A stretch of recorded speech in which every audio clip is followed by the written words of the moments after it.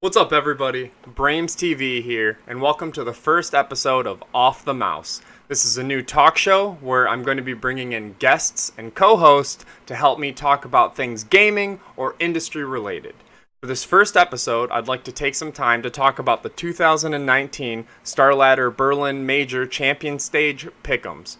What I would like to do is talk about how each team got to where they are in the bracket and how I think they're going to do to progress to see who actually ends up winning the major. The first teams I would like to talk about are going to be Ents and Renegades. I was really on the fence with Ents, yes I know that rhymes, because this is the last tournament that they're playing with their IGL, which anyone who knows Counter-Strike understands that the IGL is an extremely crucial role.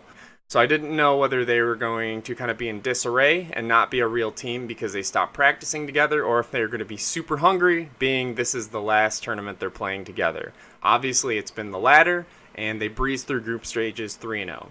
Now, that being said, I would like to add a little asterisk there because I feel like they didn't have the most difficult road.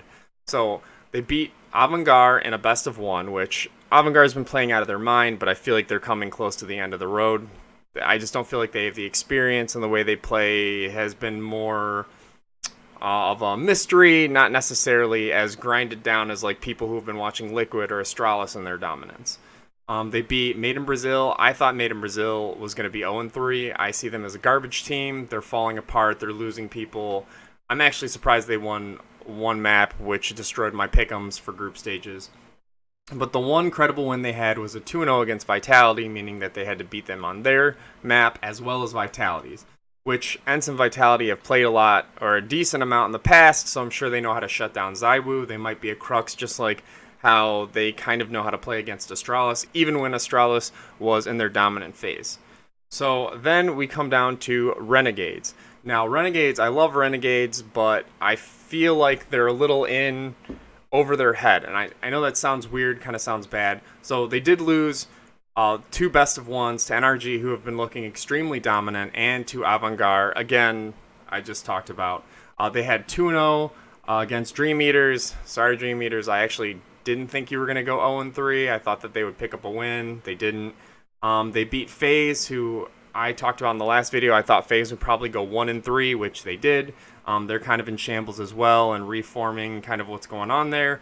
And then they went 2-1 against my wildcard pick, G2, which was actually probably one of their more impressive wins. The thing is about Renegades is I feel like they don't look like a complete unit, and they get very emotional with things. So when they start losing, you can just see people getting frustrated, and I just feel like they don't have the mentality, whereas if they're down 14-9 or something like that, or there's on a match point, I just don't feel like they have the mentality and fortitude to push through to come back for the win, which is what you're going to need in the major. This is, I believe, the biggest dilemma that good teams come into in the major is just the mentality and understanding how prestigious the event is and then pushing through. So that being said, I have Ents beating Renegades 2-0. I just think they have too much firepower. They're too cohesive of a unit, and with Alexi B still being there calling the shots, I think it's going to go really well for Ents, even going forward into the tournament, but I'll explain that as I get there. So next is going to be Vitality. So Vitality won a best of one against North, which I think North is a respectable team. I think they have a ton of talent. I just feel like they don't live up to their talent. They literally could be one of the top 5 teams. They're just constantly falling short for one reason or another, or choking, or just not being super compatible. I don't know what it is. Then they won in a best of one against FaZe. Again, I think FaZe is in disarray. They have a ton of talent, but I don't think they're a very good team. Then they lost 2-0 to Ents, so they've already played. And I know typically if you play the same team in a tournament, it usually reverses. I just think that Ents knows how Vitality plays. Vitality is very reliant on ZywOo. So if you can shut down ZywOo, the rest of the team in Vitality, I feel like, is just mid-tier. And then they ended up 2-0ing in a best of 3 Mouse, which I have a ton of respect for Mouse. I think Kerrigan has gone miles with them, and I'm actually really sad that Mouse is out of the tournament, I believe Mouse has played better and deserves a spot, unfortunately, more than Renegades, more than Avant-Garde, and more than Na'Vi, since Na'Vi was playing like trash earlier. So I believe Mouse should be in there somewhere, and I think they just got an unlucky draw, the way that everything kind of played out. Okay, so anyways, that being said, I think Vitality is starting to heat up, and they're playing Avant-Garde. So I do feel like it's going to be the end of the road for them. I feel like people are going to be studying them. So the difference between a champion stage, group stage, and challenger stage, right? So the challengers and the group stages, I feel you're kind of just playing your Counter-Strike. You're not really focusing on one particular team. You might know a little bit of mannerisms or how people do things and kind of know where people play, but you're not like studying and doing, just complete breakdowns of every single team, because it would be impossible that are in each stage. So now that Avant-Garde and Vitality are going to be playing each other, I feel like Avant-Garde is going to be gunning for ZywOo. However, I don't feel they have the firepower to shut them down. That being said, I do feel Vitality and Na'Vi are not going to go much farther, because people are going to literally be focusing on how to take their star players out of the game. Okay, so Avant-Garde, they lost a best of 1 to Ents, respectable. They beat Renegades, it's okay. They beat Liquid. Liquid looked like they weren't even there. And then they 2-1 to G2, which was my wild card. So that's actually, some respectable wins, but nothing that was super crazy. I understand they beat Team Liquid, which is the #1 team in the world. Also my favorite team, but a best of 1.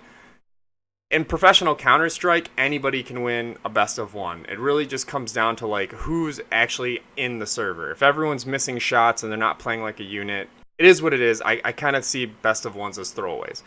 So, but either way, I think Avant-Garde is just completely outgunned by Vitality. I think they're like a great tier 2 team. Vitality is it's a tier 1 team, but mostly because of a hard carry. So I'm going to put Vitality through.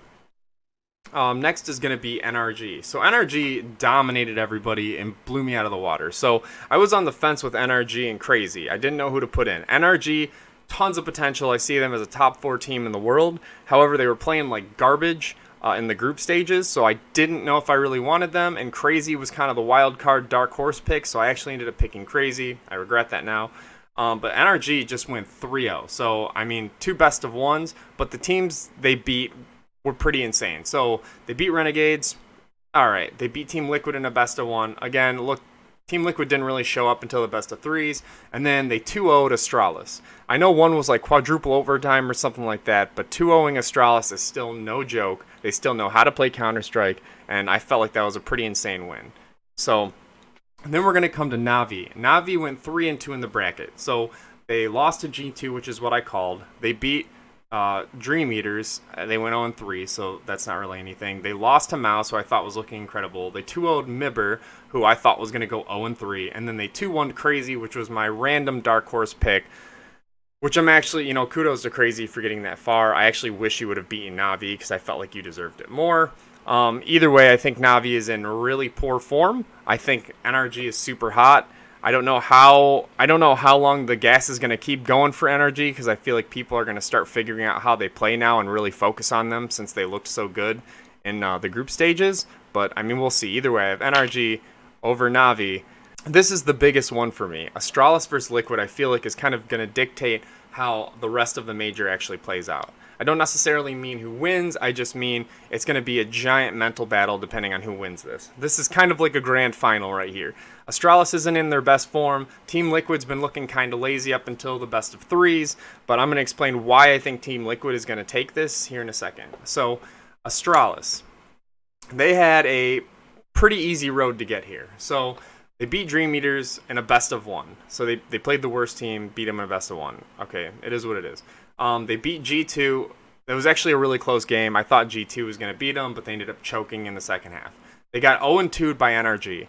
Now, NRG's been looking hot, but when you were dominant for almost a full year, you shouldn't be getting 2-0'd or 0-2'd or whatever by NRG. I'm sorry, like, they're an amazing team, but like, Astralis should really know how to work their map and understand how to get into the mind of NRG. So I don't know what happened there. And then they actually had a map taken from them from Crazy, my dark horse pick. So I know Crazy was playing out of their minds, but they're still a tier 2, tier 3 team, and I just feel like Astralis is in poor form right now. So Liquid not looking much better, but here's why I think there's hope. So Team Liquid beat Crazy. Okay, best of one. It is what it is. Got shut out by NRG. Well, not a 16-0 or anything, but they looked like crap when they played NRG. It looked like crap when they played Avant-Garde. So their 2 losses were in best of ones, mind you. I find those throwaway games. But then they 2-0'd North, which I thought North was looking pretty respectable up until now. But you got to think, in a best of 3, a 2-0 means that they were just, okay, well, we're just going to kill it now. And then they 2-0'd Mouse, and Mouse was super hungry to get through. Like, they were 2-2. They were right on the precipice of going through to the champion stage, so you know they wanted it, and Team Liquid still 2-0'd them. Mouse has a ton of potential. Again, I think they should be here over 3 of the teams in the bracket, and obviously things just didn't work out in their favor.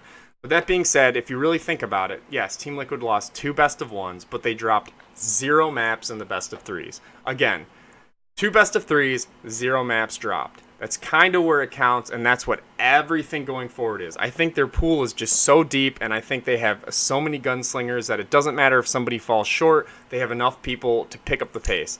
With Astralis, it comes down to Device and Magisk, in my opinion. I feel like Dupree's kind of fallen off. He hasn't been just hitting, ripping shots like he did before. So I believe Team Liquid is actually going to beat Astralis in a 2-1. I think Liquid's probably going to lose their map pick, and it's probably going to come close on Astralis' map pick, and then they're going to win it in map 3, just because for some reason they're always slow starters. So after that, I'm just going to go real quick on this. So ENCE and Vitality. I think ENCE already knows how to shut down ZywOo. They've proved it in the past. They 2-0'd them in the last time they played earlier in this tournament. So I think it's probably going to be a 2-1 this time because Vitality is going to switch some stuff up. But I just don't think they have enough firepower to cover all events, and ZywOo can't hard carry in the champion stage. Could be wrong, but I have ENCE going through. Now, this is where the matchup happens again, Team Liquid NRG. This time, Liquid isn't going to be looking super lazy. Hopefully, they show up on the server, but I think they've played each other so many times that they understand how everybody plays. So I feel like Team Liquid is actually going to get their stuff together. They're probably going to do some sort of wild card pick. I don't know if they're going to throw in like Nuke or Vertigo. Or I feel like they're going to do something different that isn't the same play that they did last time where they just get shut down. So I actually have Liquid taking this 2-1. And then ENCE and Liquid, I feel like Liquid's over the choking. I don't see them losing to ENCE. I feel like if you just go pound for pound, Liquid has too much going for them. They've been on such a hot streak. I know they got cooled off a little bit by the player break, but I see Liquid taking this all the way. Now, in a reverse world, if Astralis do beat Liquid, I see Astralis beating NRG as well. I see them getting, but then I also see Astralis losing to ENCE because for some reason ENCE just has Astralis' card. However, this is how I see this going, so thanks for tuning in. Again, this has been BramzTV on Off the Mouse, and I hope you have a wonderful day.